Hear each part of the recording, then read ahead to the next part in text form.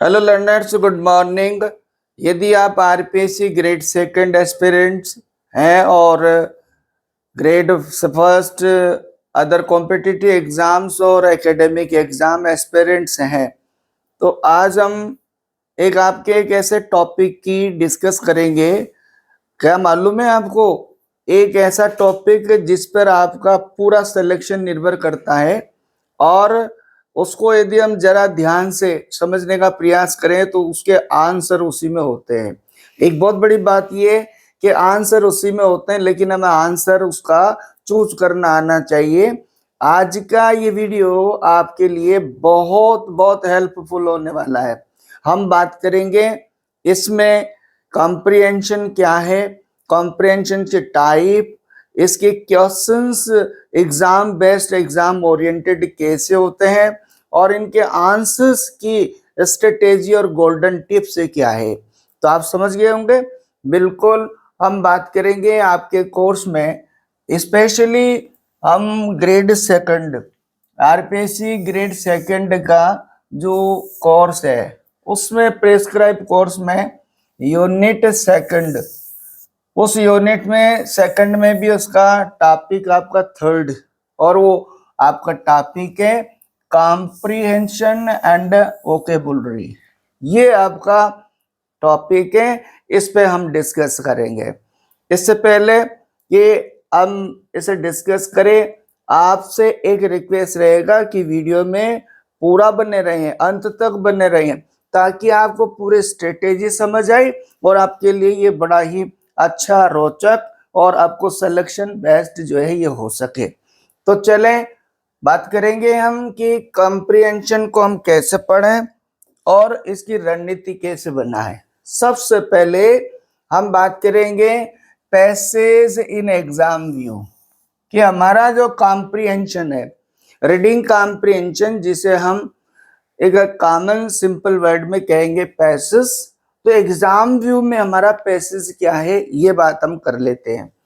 ये आपके two types होंगे, दो तरह के होते हैं। एक आपका इसे समझने के लिए, जब टू टाइप्स हमारे पास कौन कौन से आते हैं, ये कॉम्प्रिहेंशन नंबर 1 जो होगा ये होगा सीन, और नंबर जो 2 है वो है अनसीन। और आपको ध्यान रहे हमारे कॉम्पिटिटिव और इस तरह के कोर्सेज में ये अनसीन से मतलब होता है रीडिंग कॉम्प्रिहेंशन जो हमारे कोर्स में है। तो हम बात करेंगे आज, ये आपका एकेडमिक एग्जाम से रिलेटेड है, उसको हम छोड़ते हुए हमारे कोर्स में जो है अनसीन, इसकी हम बात करेंगे। इसकी बात करेंगे कि अनसीन क्या है, कॉम्प्रिहेंशन को कैसे पढ़े, टाइप क्या है, स्ट्रेटेजी क्या है, इसके गोल्डन टिप्स क्या है और इसके हम ऑप्शंस को कैसे क्रैक करें। तो लीजिए, सबसे पहले हमारे पास बात आई, ये इन आर कोर्स आरपीएससी में हमारे लिए कौन सा है, अनसीन पैसेज है, अनसीन कॉम्प्रिहेंशन। और अनसीन कॉम्प्रिहेंशन की जब हम बात करते हैं कि अनसीन कॉम्प्रिहेंशन क्या होगा, ये हमें सबसे पहले जानना है। सिंपल सी बात है, अनसीन कॉम्प्रिहेंशन से मतलब है एक ऐसा पैसेज, रिटन आर्टिकल होगा, text written in English language में, out of prescribed course content regarding that particular exam. That means ये है हमारे एकेडमिक एग्जाम में जो टेक्स्ट प्रेस्क्राइब्ड होता है तो उसमें कॉम्प्रिहेंशन एक इस तरह का आता है कि वहीं से वो उसी में से आता है, तो आपका सीन कहलाता है।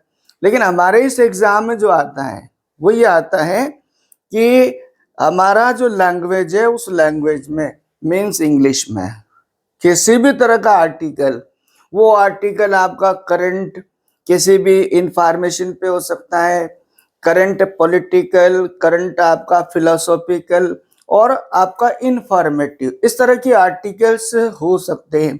और वो हमें सीधे सीधे एग्जाम में ही फेस करने होते हैं, और उस एग्जाम में फेस करने से ये मतलब है कि हमें बहुत टाइमली उनको, बहुत क्विकली उन्हें पढ़ना पड़ता है, बहुत जल्दी उनको समझना पड़ता है। आप एग्जाम में एक बात आपको अच्छी तरह से याद है, एग्जाम का मतलब है टाइम बाउंड, और पढ़ना पर्याप्त नहीं है, समय को मेंटेन करना बहुत बड़ी चीज है और यहाँ यही रणनीति काम आएगी। तो सबसे पहले तो आप ये जानो बारीकी से, क्योंकि यदि इनको आप समझेंगे तो इन्हीं में से आंसर बनेंगे। क्या कह रहा है, बेसिक टाइप्स ऑफ पैसेज कितने प्रकार के होंगे। मेनली आपके पास कहा ही जाता है कि 4, लेकिन आपका जनरली जो है 3 तरह के आप पैसेज जो है आपको मिल सकते हैं। और एक होता है आपका फैक्चुअल। ये बहुत जरूरी है आपको समझना, क्योंकि आपके इंफॉर्मेशंस एंड क्वेश्चन बेस्ड जो होंगे और हमारे तो ऑप्शंस होंगे बड़े लॉजिकल होंगे। यदि हम उनको समझते हैं तो आंसर हम क्रैक कर सकते हैं। सबसे पहला क्या होगा, फैक्चुअल पैसेज होगा। उस फैक्चुअल में क्या होगा, इंस्ट्रक्शंस होते हैं, डिस्क्रिप्शन होगा, रिपोर्ट होगी। किसी भी थीम पर, किसी भी आइडिया पर उसमें आपका डेटाबेस होगा, तो उसमें इंस्ट्रक्शंस होंगे या उसमें डिस्क्रिप्शन होगा, किसी चीज को डिस्क्राइब किया जाएगा, या किसी घटना, किसी इवेंट या साइंटिफिक किसी इन्वेंशन एक्सेट्रा पर क्या होगा, रिपोर्ट होगी। ये क्या कहलाएगा बच्चों, ये कहलाएगा आपका फैक्चुअल। दूसरा आपका देखिएगा डिस्कर्सिव। और डिस्कर्सिव टाइप का जो पैसेज होगा, आप जो ही कंटेंट को पढ़ते हैं, पैसेज को पढ़ते हैं, तो उस पर यह नजर जानी चाहिए कि ये किस टाइप का पैसेज है। उससे क्या होगा, लगभग आप बहुत सारे उसके क्वेश्चंस के आंसर्स पर ऑटोमेटिक पहुंच जाएंगे। क्या होगा उसमें, आर्गुमेंटेटिव होगा, कोई भी उसमें आइडिया होगा, आपका थीम होगी, उसको आर्गुमेंटेटिव लॉजिकल प्रेजेंट किया जाएगा। ठीक, या फिर वो परसेसिव होगा। परसेसिव से मतलब है राइटर के द्वारा जो आइडिया दिया गया उससे रीडर को परस्यू किया जाएगा, कन्विंस किया जाएगा, वेदर रीडर इज एग्री और नॉट। ये इस तरह का आपका डिस्कर्सिव होगा। इसके बाद आप देखेंगे अगला लिटरेरी होगा। और आप लिटरेचर के स्टूडेंट के रूप में जानते हैं कि लिटरेचर में क्या क्या आपका हो सकता है। जितना भी आपने लिटरेचर में पढ़ा वो सारा इस टाइप के पैसेज में हो सकता है। क्या हो सकता है, जैसे आपका फिक्शन है, ड्रामा, पोइट्री, एसे, इंटरप्रेटिव, ये सारी चीजें इसमें हो सकती है। और आप रेडी रहें, जो ही आपको लगता है कि ये लिटरेरी टाइप का पैसेज है, तो आपने जितना भी लिटरेचर पढ़ा और जितने भी उसकी स्ट्रेटेजी आपने समझी, जानी, उस पर चले जाइए कि उसमें क्या क्या पूछ सकता है, क्या क्या उसका एस्पेक्ट है, उसका क्या क्या क्राइटेरिया है। यदि आप इस तरह से पकड़ेंगे तो मैं समझता हूं कि आप आंसर के बिल्कुल नियर चले जाएंगे, केवल मात्र ये समझने से what type passage is. Okay, आगे समझते हैं। देखो, इसका स्पेशली यदि बात करें कि एम क्या होता है, और इस एम में ही इस बात का आंसर छिपा हुआ है कि एग्जाम में पैसेज को करे कैसे। देखो एम क्या कह रहा है, टू टेस्ट रीडिंग स्पीड। हमारे बच्चों की कॉम्पिटिटर्स जो है ये पर्याप्त नहीं है, it's not enough that you study, you read. Okay, the enough और द एसेंशियल थिंग इज, आवश्यक बात तो ये है मित्रों कि आप उसको पढ़ते हैं किस स्पीड से, again and again. Regarding exam, reading should be exam oriented. And हमें ध्यान रखना है कि रीडिंग जो स्पीड हो हमारे पास, ability to strike the main idea, उसमें हमसे एग्जामिनर ये उम्मीद करता है कि आप अब इस एज पर आ गए, इस स्टेज पर आ गए कि आपके अंदर एजुकेशन से ये किसी भी पैराग्राफ के मेन आइडिया तक पहुंचने की एबिलिटी आई क्या, ये टेस्ट करना। और to be judicial, to conclude, और उसमें निर्णय निकालने की, ये सारा उसका एम है। तो इसको जानने के साथ आप देखो, अब आपका जो बहुत एसेंशियल पार्ट है इस वीडियो का, इस टॉपिक का, ये यहां से शुरू होता है। हमें जानना है टाइप्स ऑफ क्वेश्चंस। बच्चों, हमारे academic exam comprehension question pattern में और हमारे कॉम्पिटिटिव क्वेश्चन पैटर्न में बहुत अंतर है, great difference. The type of questions, आओ हम बात करते हैं कि हमारे एग्जाम में किस तरह के क्वेश्चंस आएंगे या जनरली आते हैं। डायरेक्ट और आपका फैक्ट बेस्ड क्वेश्चंस होंगे। पहला, आपके पैसेज से रिलेटेड 4-5 जो क्वेश्चंस होंगे उनमें 1-2 क्वेश्चंस कैसे होंगे, आपके डायरेक्ट फैक्ट बेस्ड होंगे। ये, और क्या मतलब है डायरेक्ट फैक्ट बेस्ड है? डायरेक्ट फैक्ट बेस्ड से मतलब है direct information from text part. जो टेक्स्ट पार्ट होगा उसमें, उस कंटेंट में कुछ इंफॉर्मेशन ऐसी होगी जो आपकी आउटस्टैंडिंग होगी। जैसे पैसेज में कैसे, जिससे रिलेटेड उसका नाम है, प्रोनाउन है, उससे रिलेटेड कोई इंफॉर्मेशन है, ये सारी चीजें किसमें आती है? डायरेक्ट फैक्ट बेस्ड क्वेश्चंस में आती है। और इसका मतलब है जब हम उसको पढ़ते हैं पैसेज को, तो इनके कीवर्ड्स को हम ध्यान रखेंगे, और कीवर्ड्स को ध्यान रखा तो हम आंसर दे देंगे। दूसरा आपका आएगा इनफ्रेंस बेस्ड, और ये क्वेश्चन अपने आप में इंटेलेक्चुअल बेस्ड है।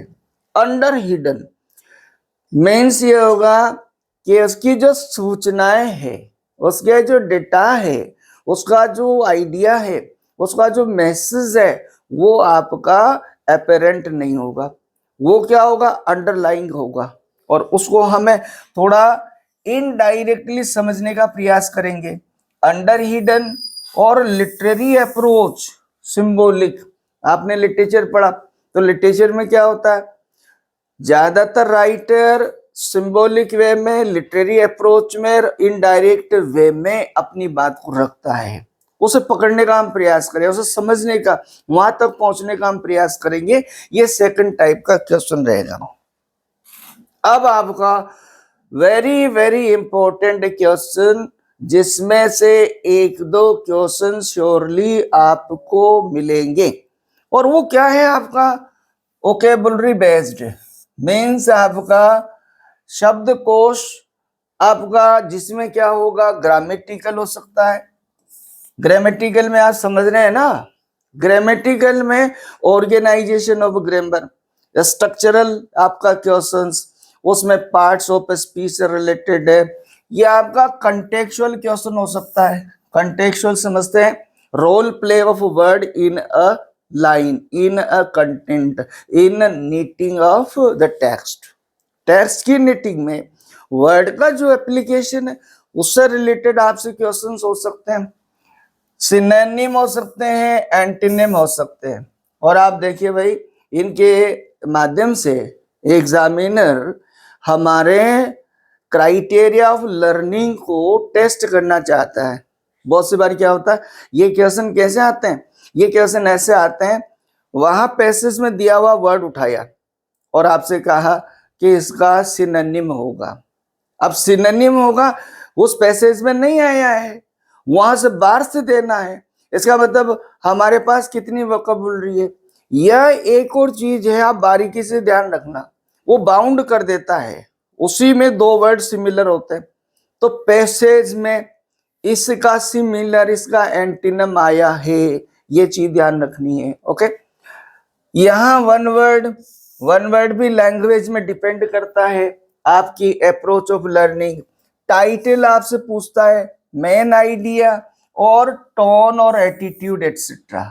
आप समझ गए, टोन किस टोन में लिखा गया है, ये वही आपका लिटरेरी पार्ट है, लिटरेरी क्वेश्चन का ही एक पार्ट है। क्या राइटर ने वो किस टोन में लिखा है, याद है ना आपको? लिटरेचर में हम पढ़कर आ रहे हैं, क्या आयरोनिक है, सटायरिकल है, कन्वर्सेशनल है, या फिलोसफिक है, इंटेलेक्चुअल अप्रोच है। ये सारा आपको उसका एटीट्यूड किस तरह का है, ये 3 तरह के आपके पास क्वेश्चंस होंगे। यदि हम माइंड सेट इस तरह का रखते हैं, थीसिस को पढ़ना पर्याप्त नहीं है, रीडिंग पर्याप्त नहीं है, हम पहले से इस तरह के माइंड सेट के साथ हैं क्या, तो आप देखेंगे आपको महसूस होगा that every question will be right, आपका हर क्वेश्चन। अब चलिए हम स्ट्रेटेजी टू सॉल्व, देखो जब आपने जान लिया, ये समझ लिया, you are ready to face the questions in exam hall, exam में किस तरह के क्वेश्चंस आएंगे समझ लिया, आप रेडी है। अब आपको स्ट्रेटेजी बनानी है to solve comprehensive questions. Comprehensive questions को सॉल्व करने के लिए, उनके आंसर देने के लिए, क्योंकि हमारा ऑब्जेक्टिव टाइप जो एग्जाम है उसमें 4 आपके पास ऑप्शंस होंगे, लेकिन आपको ये स्ट्रेटेजी होगी तो आप उसको क्रैक कर पाएंगे। क्या कह रहा है देखो, आपके पास बेसिकली 2 स्ट्रेटेजी है। क्या? कॉम्प्रिहेंसिव जो रीडिंग है उससे रिलेटेड एग्जाम बेस्ड क्वेश्चंस के आंसर देने की स्ट्रेटेजी की बात करें तो 2 टाइप्स। सबसे पहले हम बात करते हैं कि bottom up approach. Bottom approach क्या होगा, हम इसको शॉर्ट में आप ऐसे समझ लो क्यूपी। और क्यूपी क्या है, यानी question and passage. That means क्या होगा, सबसे पहले go through the questions very scanningly and then read passage. देखिए यहां बड़ा कंफ्यूजिंग मैटर है। हम एग्जाम में करते क्या है, बच्चों की जनरली मिस्टेक कहाँ होती है, बच्चे जनरली अपना वेस्ट कहाँ करते हैं टाइम, और कहाँ उनसे गलती होती है। जनरली क्या करते हैं, एक क्वेश्चन को पढ़ा, पैसेज की 2 लाइन पढ़ी, पैसेज की 2 लाइन पढ़ी, दूसरा क्वेश्चन पढ़ा, इसको छोड़ा उसको देखा, ना ना ना ऐसा नहीं। आप अंडर स्ट्रेटेजी काम करें, और 2 स्ट्रेटेजी आपके पास है। उसमें से पहली स्ट्रेटेजी है क्यूपी। क्यूपी का मतलब है पहले क्वेश्चन पढ़ें, फिर आप पैसेज को पढ़ें। और यदि मेरे से आप ओपिनियन लेते हैं, I prefer this strategy, it is also regarded the better one. ये जो स्ट्रेटेजी है ये बेटर मानी गई है, क्योंकि सबसे पहले क्वेश्चन को पढ़ने से आप इस बात के लिए प्रिपेयर हो जाएंगे, उसके कीवर्ड आपको दिखाई देंगे, कीवर्ड को आप स्कैन करेंगे, और कीवर्ड के अकॉर्डिंग जब पैसेज में पढ़ेंगे तो आप उसको ले पाएंगे। तो देखो पहली स्ट्रेटेजी तो ये हुई। ये मैं आपसे ये भी नहीं कह रहा कि ये आप ऐसा करें, लेकिन मेरी ओपिनियन है इट इज बेटर वन। और दूसरी आपकी देखो क्या है, इसमें क्या करते हैं, ये आपकी बॉटम अप, आप नीचे से ऊपर जाएं। बॉटम कैसे, इसमें read speedly questions first and then passage note option. आपका क्या करें कि बॉटम से जाएं, बॉटम से, और फिर क्या करें, पैसेज को आप जो है पढ़े, नोट कीवर्ड्स, कीवर्ड्स को नोट करें, read passage as keywords appear, stay and try, और कीवर्ड्स के अकॉर्डिंग इसको देखें। आप देखें 1 मिनट इसको समझें, ये आपका बॉटम अप, और इसमें हम क्या बात कर रहे हैं कि बॉटम से अप जाएं, तो इसको करेक्शन कर लीजिए। ये जो है ना बॉटम अप के आप जो है पहले क्वेश्चन से पैसेज पढ़े, ठीक है, और इसमें आप आएंगे तो ये क्या कह रहा है, बॉटम अप, ये वही चीज है आपकी पहली वाली है ना। इसमें हम क्या करें, इसको कैसे सोल्व करें, ये बात हो रही है, ये सेकंड नहीं है, पहली का ही हम बात कर रहे हैं। तो उसमें क्या करना, उसकी रणनीति बताई जा रही है कि कैसे इसकी स्ट्रेटेजी में हम काम करें। पहले क्या करना है आपको, ये पैसेज को आप स्पीडली फर्स्ट यानी जो है उसको पढ़ लें, फिर क्या करें, नोट कीवर्ड्स, उसमें जो कीवर्ड्स है उसको नोट कर ले। Read passage as keywords appear, passage में जितने भी कीवर्ड्स है उनको आप रीड करें। स्टे, जरा रुके, and try to find answer, और फिर उसको कोरिलेट करें। आपका हुआ ना, हमने बात क्या की, स्ट्रेटेजी में दो strategy, number 1 bottom to up, और उसमें क्या हमें क्या करना है, बॉटम से अप चलना है, और इसमें कैसे हमें उसके जो है ध्यान रखना है। अब आप देखो, ये आ रहा है आपका टॉप डाउन, दूसरा स्ट्रेटेजी आपका है। टॉप डाउन अप्रोच में read passage and then read questions. उसमें क्या करा था हमने, बॉटम अप में पहले क्वेश्चन पढ़े फिर पैसेज पढ़ा, ओके, और उसमें क्या क्या ध्यान रखा। अब इसमें दूसरे नंबर की जो स्ट्रेटेजी है, इसमें क्या करो, जनरली बच्चे यही करते हैं कि पहले पैसेज पढ़ते हैं, और यहां हम आपको स्ट्रिक्ट ये एडवाइस नहीं कर रहे कि आपको फर्स्ट फॉलो करनी है सेकंड फॉलो करनी है। हमने एक आइडिया बताया कि किस तरह से आप क्विक आप अपना काम अच्छा कर सकते हैं, एक्यूरेट कर सकते हैं, लेकिन ये भी आपके लिए हेल्पफुल है क्या, पैसेज को पढ़ें उसको, देन रीड क्वेश्चंस, और फिर क्वेश्चन से पढ़ेंगे। इसको यदि करते हैं तो उसकी क्या करेंगे, स्कीम पैसेज को एक नजर में, ऐसा भी नहीं है कि लॉर्ड बुद्धा की तरह, महात्मा बुद्ध की तरह उस पैसेज को पढ़ने में आप आधा घंटा लगा रहे हैं। 5 से 6 आपको मिनट में ये सब करना है, टाइम बाउंड है, ये ध्यान रखिए। और 5-6 मिनट में आपको 5-6 क्वेश्चन से देखने, पैसेज पढ़ना भी है, तो क्या करें, स्कीम पैसेज, उस पैसेज को बहुत सरसरी नजर जिसको आप बोलते हैं उसमें देख लेना है। So you may have an idea what about text is. उसको जब पढ़ लेंगे आपको आइडिया मिल जाएगा कि ये जो आपका part of text as a comprehensive passage जो दे रखा है, जिसमें से हमें आंसर्स देने हैं, वो ओवरऑल एट लास्ट किस पॉइंट पर है, तो क्या होगा, उसे आपकी अंडरस्टैंडिंग से कोरिलेट होगी, आपका प्रीवियस नॉलेज उसको सपोर्ट करेगा, और इससे आप क्या होगा, आप रेडी हो जाएंगे। अब आप देखिएगा इसमें क्या क्या आपको सावधानी बरतनी है। ये कह रहा है कि बी वेरी अटेंटिव, जब उसको आप पढ़ते हैं तो आप क्या करें, बड़े अटेंटिव रहें।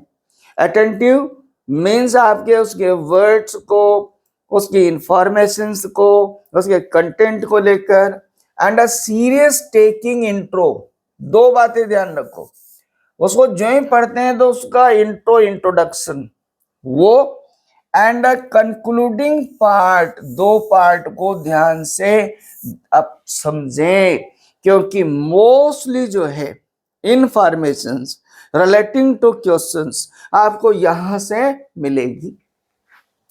Attempt options, crack and kick out absolute information that is out of text.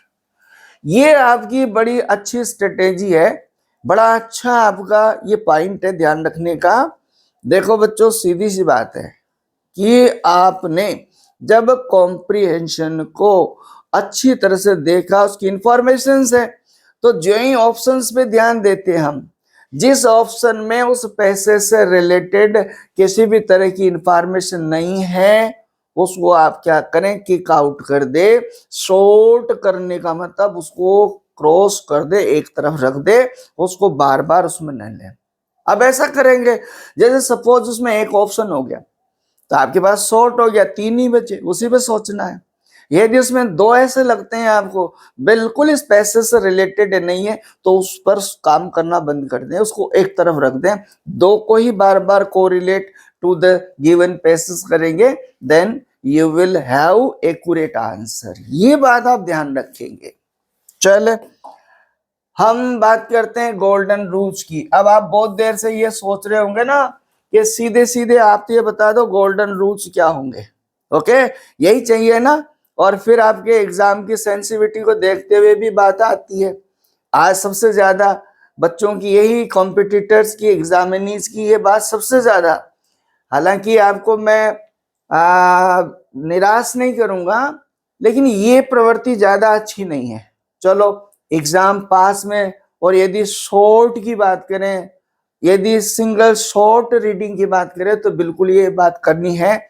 Golden rules to crack, उनको पैसेज के क्वेश्चंस को करने के लिए भाई क्या करें? तो देखो, text information should be ideal, इस बात का विशेष ध्यान रखें। इसका मतलब है textual information should be ideal. That means बच्चों, ये है इसका मतलब कि आपके पैसेज में जो इंफॉर्मेशन दे रखी है वही इंफॉर्मेशन आपको फॉलो करनी है। किसी भी विचार को जो उस राइटर ने दिया है उसी को मानना है आपको।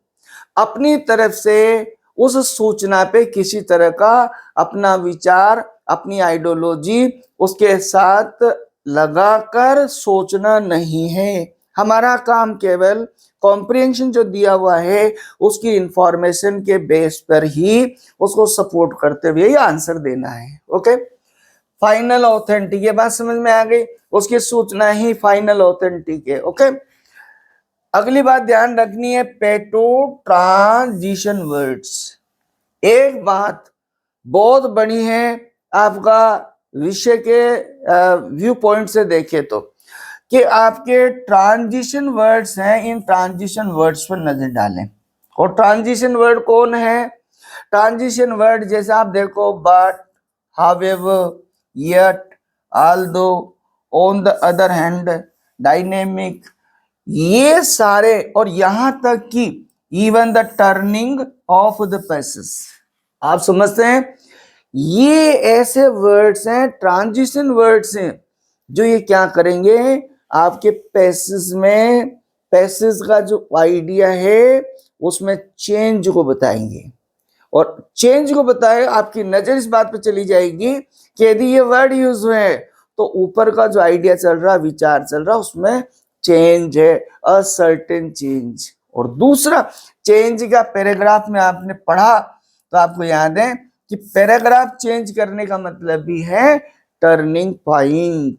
इन बातों को हम एग्जाम में ध्यान रखेंगे। अगला आप देखिएगा, नंबर 3 गोल्डन रूल के रूप में, introductory and concluding part be correlated. आपका introductory part of the comprehension and the concluding part दोनों को कोरिलेट करेंगे। और उन दोनों को कोरिलेट करने से क्या होगा, विद मेन पार्ट, उसमें जो मेन पार्ट होगा, information so be attentive at this part of text. Text को डील करते समय आपका जो पैसेज है उस पैसेज के 3 पार्ट हो जाएंगे। इंट्रो होगा, मेन पार्ट होगा और कंक्लूडिंग पार्ट होगा। तो जब आंसर्स हम देते हैं, क्वेश्चंस को जब अटेम्प्ट करते हैं, तो आपका इंट्रो और कंक्लूडिंग को कोरिलेट करें। किससे कोरिलेट करें? मेन पार्ट से कोरिलेट करें। ये आपको will make you able to choose right option. अगला इसमें आएगा, be careful about extreme words. उसमें कुछ एक्सट्रीम वर्ड्स भी होंगे, उनके बारे में भी हमें सावधान रहना है। क्या होंगे वो? इफ इन एनी ऑप्शन, जैसे किसी भी ऑप्शन में आया, ये आपको बहुत शॉर्ट करने का तरीका है। किसी ऑप्शन में आया, all, never, only, always, everyone, तो there is chance to be wrong.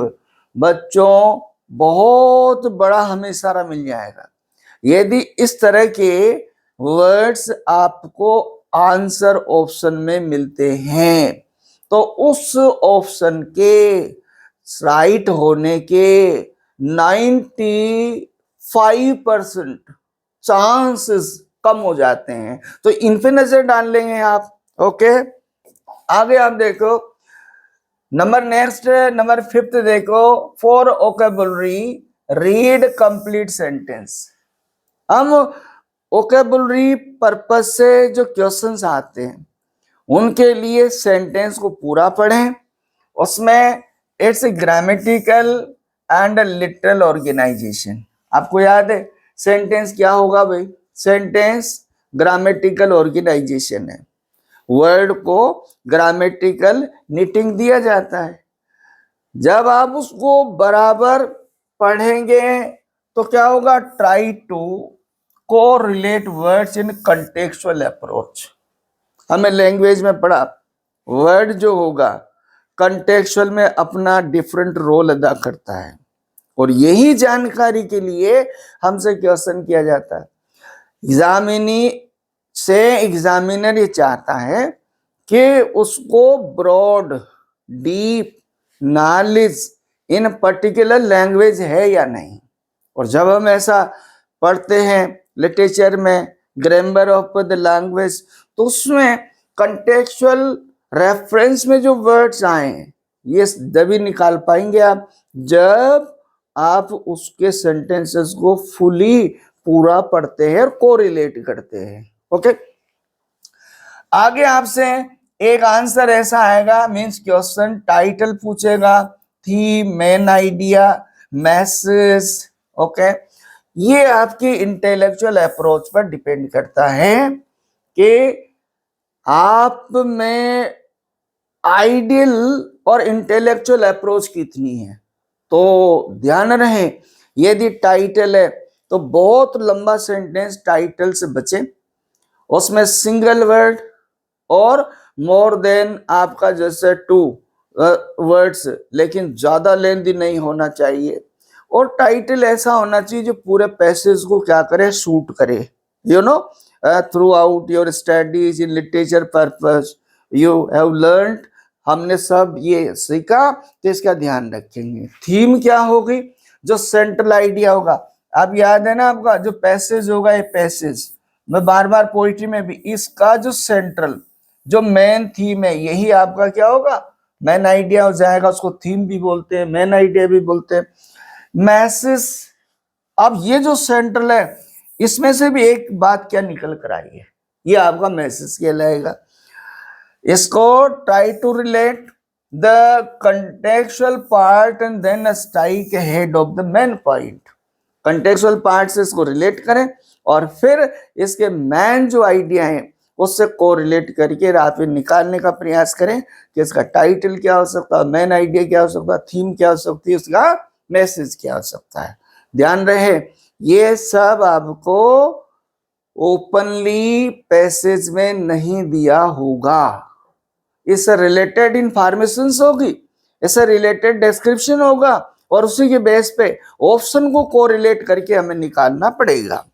आप देखो, इसमें हम बात करते हैं आगे, और इसका यदि कंक्लूजन की बात करते हैं तो comprehension means questions be answered from the given text part. इसका ये मतलब हुआ, सारी हमारे कॉम्प्रिहेंशन की स्ट्रेटेजी में क्या आया, दिया हुआ जो आपका पार्ट है, टेक्स्ट पैसेज है, उसमें से ही हमें आंसर देना है। तो उसमें क्या होना पड़ेगा भाई, ट्रिकी, आपको ट्रिकी होना पड़ेगा।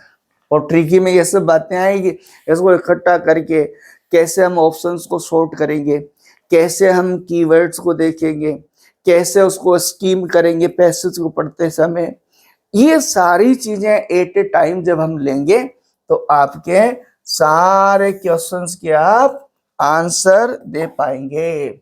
और मुझे उम्मीद है it will be very helpful. और यदि आपको ऐसा लगता है that it is helpful, it will be helpful, please subscribe, comment and share the video। और आपके कमेंट से ही हमें ये आपका एम्पावरमेंट मिलता है, हमें आपके कमेंट से ही मोटिवेशन मिलेगा, और आपके लिए बेहतरीन तरीके से कोशिश करके अच्छे से अच्छा कंटेंट लेकर आएंगे। तब तक के लिए थैंक यू।